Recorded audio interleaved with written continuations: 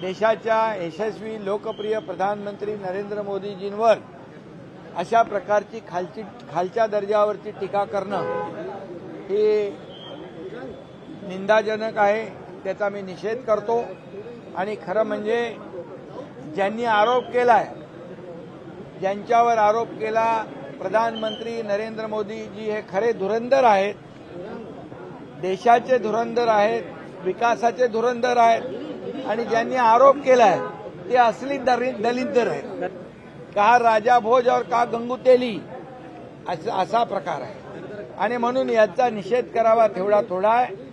या देशातली 140 कोटी जनता या काँग्रेसला धडा शिकवल्याशिवाय राहणार नाही। प्रदेश अध्यक्ष सकपाळ ज्याच्या जिभेला हाड नाहीये, देशाचे पंतप्रधान आणि राज्याचे मुख्यमंत्र्यांबद्दल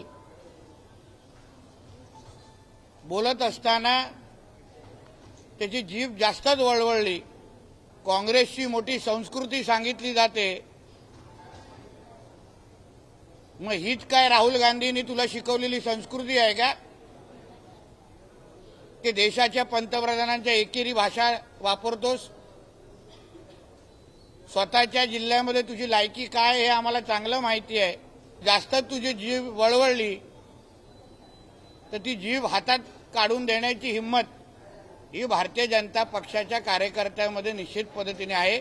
ज्या पद्धतीनं दलिंदरपणा काँग्रेसचे प्रदेशाध्यक्ष म्हणून हर्षवर्धन सपकाळ करतायत, हा दलिंदरपणा महाराष्ट्र बघतोय।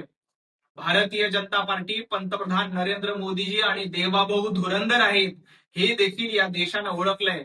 तुमच्यासारखा दलिंदरपणा करून जर का तुम्ही खालच्या शब्दात टीका करणार असाल तर महाराष्ट्रातील जनता आणि देशातील जनता तुम्हाला माफ करणार नाही। कारण जे धुरंधर असतात ते आपल्या कर्तृत्वानं धुरंधरपणा सिद्ध करत असतात